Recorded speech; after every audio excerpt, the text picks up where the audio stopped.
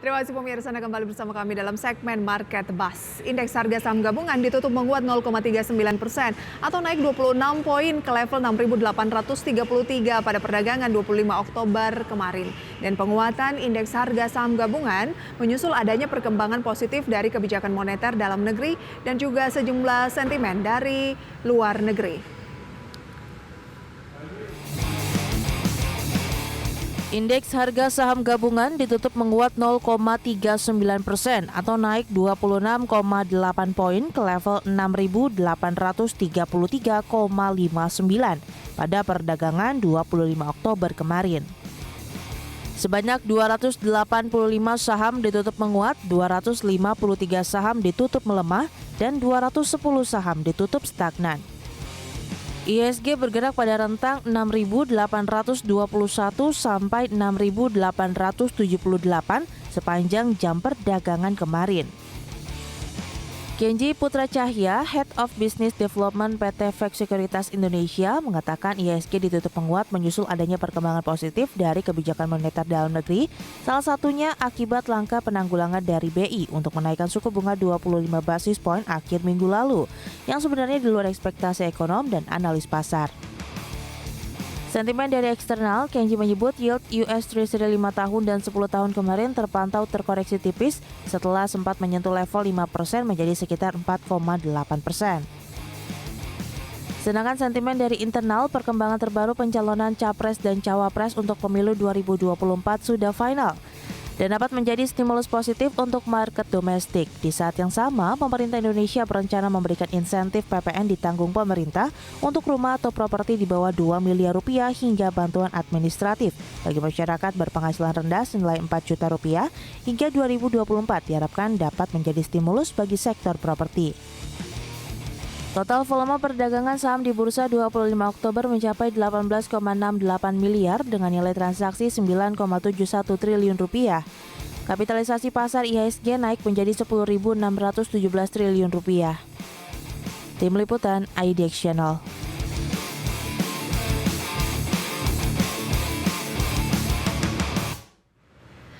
Sementara itu pemirsa, saham yang terafiliasi dengan putra Presiden Joko Widodo Kaisang Pangarap yakni PMMP naik 1,52% ke level Rp400 pada perdagangan kemarin. Kaisang memiliki saham PMMP melalui PT Harapan Bangsa Kita atau GK Hebat sebanyak 8%. Dan jika saham PMMP terus menguat, maka harta Kaisang terus naik. Saham terafiliasi putra Presiden Joko Widodo Kaisang Pangarap yakni PMMP terus menguat pada perdagangan kemarin. Bertepatan dengan pendaftaran calon presiden dan wakil presiden Prabowo Subianto dan Gibran Raka Buming Raka, saham PMMP naik 1,52% ke level Rp400 per saham. Adapun pergerakan saham PMMP pada 19 hingga 25 Oktober sebagai berikut. Pada tanggal 19, saham PMMP ditutup pada level Rp250 per saham. Pada 20 Oktober ditutup di level 254. Pada 23 Oktober ditutup pada level 361. Dan pada tanggal 24 ditutup di level 394. Dan kemarin 25 Oktober saham PMMP ditutup pada level Rp400 per saham. Kaisang memiliki saham PMMP melalui PT Harapan Bangsa Kita atau GK Hebat sebanyak 8% saham. Saat ini kepemilikan PT Harapan Bangsa Kita memiliki sebanyak 188.240.000 lembar saham dengan nilai modal disetor mencapai 18,82 miliar rupiah. Pada 25 Oktober saham PMMP diperdagangkan di level Rp400 per saham. Dari 188.240.000 lembar saham yang dikantongi GK Hebat, maka nilai kekayaannya bertambah menjadi 75.296 miliar rupiah. Menurut Kenji Putra Cahya, Head of Business Development PT Vex Sekuritas Indonesia, jika dilihat memang teknikalnya, saham PMMP sedang reversal seminggu ini. Jadi sebaiknya wait and see untuk lihat titik supportnya dulu akan bertambah ke level berapa. Jika untuk harga, kedepannya Kenji merasa terlalu dini dan spekulatif untuk mengaitkan sentimen politik terhadap kinerja emitennya sendiri. Jadi Kenji menyatakan untuk jangka pendek PMMP bisa jadi opsi untuk trading short term.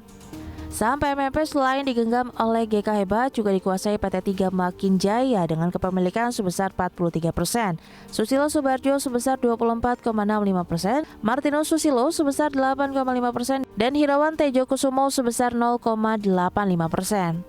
Tim Liputan, IDX Channel. Ya, pemirsa, kayaknya penguatan dari PMMP mulai agak turun ya, karena dalam 2 hari terakhir Senin dan Selasa ini auto reject atas, namun pada hari Rabu kemarin penguatannya sudah sangat kecil ya.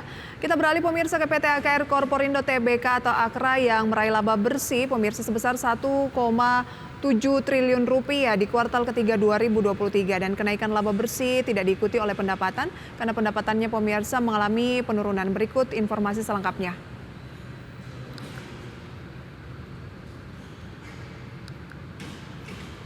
AKR Korporindo Tbk atau AKRA meraih laba bersih sebesar 1,71 triliun rupiah di kuartal 3 2023 atau naik 9,36% jika dibandingkan dengan tahun sebelumnya di 1,56 triliun rupiah.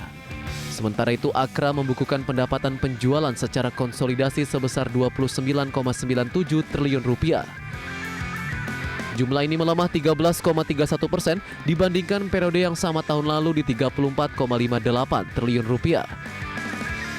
Direktur dan Sekretaris Perusahaan PT AKR Korporindo Tbk, Suresh Fembu mengatakan penurunan pendapatan diakibatkan oleh melemahnya harga komoditas sehingga berdampak terhadap pendapatan dari segmen perdagangan dan distribusi.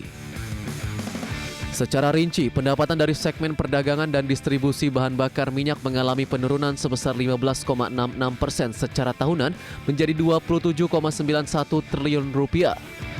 Sementara itu pendapatan dari segmen jasa logistik pelabuhan dan transportasi mengalami peningkatan 19,13% menjadi 669,5 miliar rupiah. Adapun pendapatan dari kawasan industri tembus 761,57 miliar rupiah atau melesat 898,14% secara tahunan. Meski total pendapatan melemah, AKRA mampu memperkecil beban pokok penjualan dan pendapatan hingga 14,39% secara tahunan menuju angka 27,1 triliun rupiah. Akibatnya laba bruto yang dibukukan mencapai 2,87 triliun rupiah, naik 5,56% secara tahunan. Berbagai sumber, IDX Channel.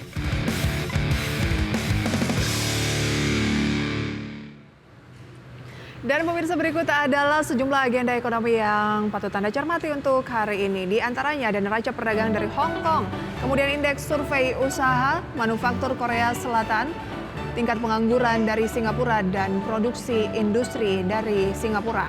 Dari Amerika Serikat ada pidato Ketua Dewan Gubernur Fed atau Jerome Powell, kemudian ada klaim pengangguran awal Amerika Serikat. Dari Eropa, keputusan tingkat inflasi Eropa di bulan Oktober.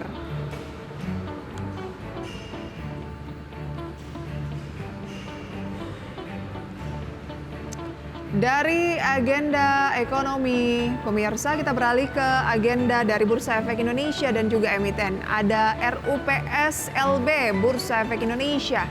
Kemudian ada Capital Market Summit Expo atau CMSI.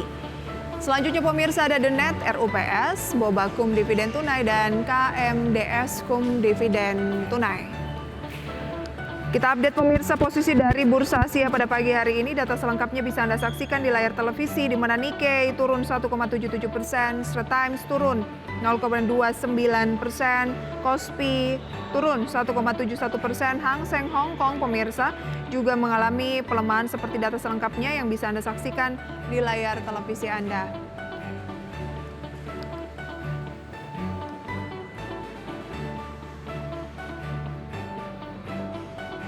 Pagi hari ini pemirsa, menjelang pembukaan perdagangan sesi pertama, kita akan berbincang bersama dengan Pak Henry Widiantoro, Research Analyst Erdika Elite Sekuritas. Apa kabar Pak Henry? Terima kasih banyak untuk waktunya. Halo, baik Mbak Risa. Oke, kalau kita ngomongin terima kasih kembali soal Mbak Risa. sentimen dari dalam negeri nih Pak Henry, yang lagi dominan juga adalah rilis laporan keuangan emiten di kuartal ketiga. Anda melihatnya seperti apa sih? Yang kami highlight ada 3 mungkin ya. Ada BBRI kemarin, Unilever, dan juga yang terbaru adalah AKR Korporindo. Mana nih yang kira-kira paling oke? Kalau kita lihat dari sisi fundamental yang ada, kita lihat sebenarnya ketiga saham tersebut performanya nggak cukup impresif banget. Namun overall kalau dilihat dari fundamental dan ketahanan mereka dengan kondisi ekonomi yang saat ini kurang menentu, saya rasa Bank BRI merupakan pilihan yang cukup menarik diperhatikan apabila kita mau investasi dalam horizon waktu yang lebih panjang, mengingat kinerja keuangan dari Bank BRI dari tahun ke tahun itu mempunyai kinerja yang cukup positif. Oke, jadi Anda masih melihat di Bank BRI begitu ya sebagai pilihan. Kalau melihat lebih jauh mengenai kinerjanya di kuartal ketiga, ini semenarik apa sih sebenarnya? Nah sebenarnya untuk kinerja kuartal 3 ya Mbak ya, kalau kita cermati bersama sebenarnya memang ada pertumbuhan untuk laba bersih dari yang ditargetkan kurang lebih 12,47% ya untuk Bank BRI untuk YoY-nya dari kinerja kemarin yang baru dirilis. Namun sebenarnya kalau kita lihat ya, ada beberapa hal yang kalau kita cermati bersama ada penurunan, penyaluran kredit dan sebagainya ada penurunan. Nah, valuasi juga kalau kita lihat sebenarnya masih relatif mahal kalau kita lihat Bank BCA. Kita lihat sektoralnya untuk kondisi saat ini ya Mbak ya, beberapa bank saya mention aja rata-rata industri dan sektoralnya untuk PBV-nya biasanya bermain-main di angka 1,9, namun kita lihat BRI masih berada di 2,56. Namun kalau kita bandingkan dengan bank lain seperti BCA dan sebagainya, BRI mempunyai posisi yang lebih murah ya untuk Bank BRI. Nah, secara overall kita lihat pertumbuhan laba yang kemarin terjadi di Bank BRI ya juga menarik di sini ya, karena memang ada sesuatu yang menjadi penopang dari pertumbuhan laba bersih yang ada di Bank BRI. Kita lihat banyak banking yang pertumbuhannya turun, kita lihat Bank BRI di sini mengalami kenaikan di mana ada di net interest margin yang meningkat, terus kemudian penyaluran kredit yang cukup bagus ya, kendati NPL-nya lebih besar jika dibandingkan dengan Bank BRI untuk BBRI itu sendiri. Nah, kita lihat targetnya juga kalau kita lihat sebenarnya masih sesuai dengan target pertumbuhan kreditnya itu masih sesuai atau on track dengan target pertumbuhan kredit yang ditentukan oleh perusahaan dan rata-rata perbankan di Indonesia kurang lebih di level 12,53%. Makanya kita lihat sebenarnya di tengah kondisi ekonomi yang kurang begitu bagus saat ini, kita lihat performa dari Bank BRI secara fundamental dan secara makro secara keseluruhan masih cukup menarik sih dengan harga saat ini yang berada di level 5.000-an something. Oke, 5.175. Nah, kalau BBRI ini lebih cocok untuk trading kah? Dan kalau misalnya medium to long term, strateginya sebaiknya seperti apa? Kalau kita lihat Bank BRI ya Mbak, sebenarnya kalau kita lihat secara jangka menengahnya, ini sudah terjadi koreksi untuk Bank Rakyat Indonesia. Kita lihat waktu itu tertingginya berada pada level 5750 kurang lebih di bulan Agustus tanggal 10 saat itu ya. Nah, kalau kita lihat saat ini sebenarnya peluang yang ada kita gunakan untuk peluang baik untuk peluang jangka menengah hingga jangka panjang. Kita lihat kondisi saat ini Bank BRI sedang berada pada level MA 200-nya ya, atau sebagai level MA support jangka panjangnya. Trennya secara jangka menengah uptrend. Kita lihat jangka panjang juga kemarin menembus ke bawah, ternyata di sini mengalami rebound. Sehingga kita lihat, kita cermati bersama bahwasanya Bank BRI ini sedang berada pada level supportnya. Nah, strategi untuk jangka panjangnya, mungkin saya akan memberikan rekomendasi bahwasanya harga yang ideal untuk masuk berada pada level 5.000 hingga 5.200 sebagai target area buy untuk jangka panjangnya.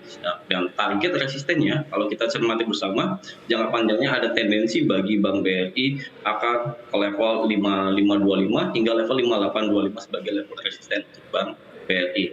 Namun balik lagi, kondisi ekonomi saat ini kurang begitu bagus, dolar terapresiasi dan rupiah terdepresiasi, kita masih cenderung wait and see dengan area buy yang tadi saya sebutkan 5.000 hingga 5.200 untuk BBRI. Sedangkan jangka pendeknya, mungkin momentumnya untuk hari ini akan relatif terbatas karena memang market secara keseluruhan kurang begitu bagus untuk hari ini. Oke, jadi 5175 ini tunggu dulu. Yes, kita tunggu dulu, kita wait and see dulu di level 5.000-an hingga level 5.200. Sebenarnya area buy-nya idealnya di level tersebut, Mbak. Oke, tapi kalau ngomongin tren BBRI saat ini dalam tren pergerakan yang seperti apa? kalau kita lihat dari trennya ini cukup menarik untuk BRI. Secara jangka pendek maupun menengah berada pada tren jangka panjang. Dan jangka panjangnya ini kemarin sempat menembus level support downtrend-nya, namun kembali pullback atau rebound kembali ke level uptrend. Terlihat di sini pergerakan harga sahamnya berada di atas level EMA 200-nya. Oleh karena itu, angka-angka ini adalah angka konsolidasi yang tepat untuk BRI untuk tentunya melambung lebih tinggi. Baik, itu dia BBRI ya.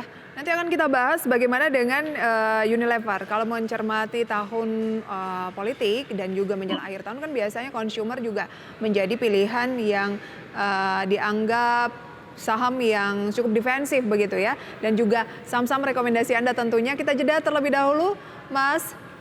Dan pemirsa jangan beranjak dari tempat Anda karena perbincangan di segmen Market Buzz ini akan kami hadirkan kembali usai jeda pariwara berikut.